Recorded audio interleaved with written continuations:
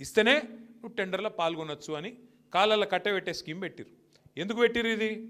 ఆయన వస్తాడు కదా, వచ్చినోడు రాగానే ఆయన పుట్టుమచ్చలు ఎక్కడున్నాయి, ఆయన పుట్టు పూర్వోత్తరాలు ఏంది, ఆయన ఏ కులము, ఏం గోత్రము, ఎన్ని పైసలు ఉన్నాయి, మనకి ఎన్ని ఇస్తాడు, ఇవన్నీ రాసుకున్నారు. రాసుకొని ముఖ్యమంత్రి బామ్మర్దున్నాడు ఒక ఆయన సుజన్ రెడ్డి అని, ఆయన ఫోన్ చేయాలి సీదా, నువ్వు ఎట్లెత్తావా టెండరు, మేము ఇక్కడ అందరం కలిసి కూర్చున్నాం, 4-5 మాట్లాడుకున్నాం, ఇగో నువ్వు వేయద్దు అని బెదిరిస్తాడు. ఆయన వినలేదనుకో అవతల ఫోన్లో, వినకపోతే ఏం చెప్తారు, సింగరేణి నువ్వు వచ్చినట్టు అసలు సర్టిఫికేట్ అయ్యాడు, నువ్వు సైట్ మీదకి వచ్చినట్టు సర్టిఫికేట్ అయ్యాడు, సర్టిఫికేట్ లేకపోతే ఇక ముంగటి కాళ్ళకి అడ్డం పెట్టినట్టే కదా, పోనే రాదు ముంగటికి, నువ్వు బటన్ ఒత్తరాదు, టెండర్ వేయరాదు. గట్ల పెట్టి ఇదివరకు మైనస్లో పోయే టెండర్లను ఇవాళ వీళ్ళు ఒక్కొక్క టెండర్ను 6,000 కోట్లను మంచిగా పుట్నాలు బఠానీలు వంచుకున్నట్టు తలా ఒకటి అందులో ఫస్ట్ మొదటి కాంట్రాక్ట్ వచ్చిందే ముఖ్యమంత్రి బామ్మర్ది సుజన్ రెడ్డి గారి కంపెనీకి 250 కోట్లు వాళ్ళు తీసుకున్నారు. అట్లా వరుసగా గత 2 సంవత్సరాలుగా ఎన్నికల ముందు స్కీములు, ఇప్పుడు స్కాములు అన్నట్టు సింగరేణిని కొల్లగొడుతున్నది కాంగ్రెస్ ప్రభుత్వం. ఇదంతా బయటికి ఎట్లా వచ్చిందంటే మనం బయట పెట్టలే, మీడియా బయట పెట్టలే, వాళ్ళే వాటాల కోసం అనుకొని ఆయన దొంగలు నిన్న బయటపడ్డారు. ఎట్లా బయటపడ్డారు, ఏమైందట అంటే అక్కడెక్కడో ఒరిస్సాలో ఏదో బ్లాక్ ఉందట, కోల్ బ్లాక్, ఆ బ్లాక్ 9 అట.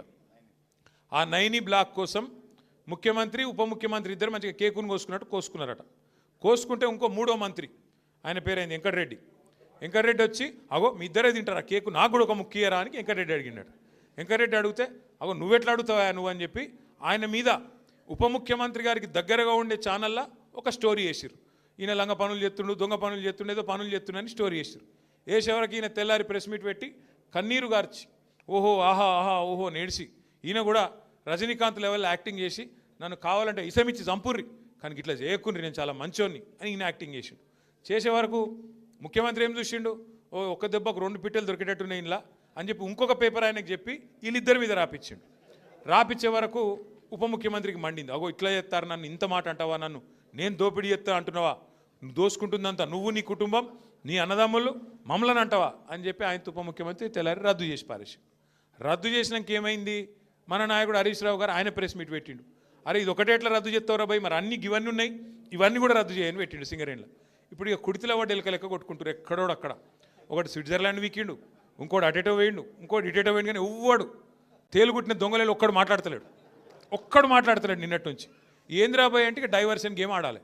అక్కడ అట్లా మాట్లాడగానే దొరికిరుగా దొంగలు, ఇక వెంటనే నోటీస్, నడు హరీష్ రావు నువ్వు పోలీసుల ముంగట కూర్చో. దేనికి రాబాయి కూర్చున్నాడు అంటే 2 ఏళ్ళకి అదేదో కార్తీక దీపం సీరియల్ ఉంటుంది